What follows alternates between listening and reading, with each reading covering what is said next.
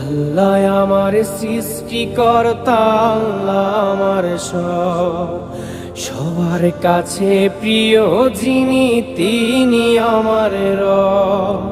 দুনিয়া করব সবাই আল্লাহর ইবাদত, দুনিয়া করব সবাই আল্লাহর ইবাদত। সব কিছুতে দিবেন তিনি তারি রহমত, সব কিছুতে দিবেন তিনি তারি রহমত।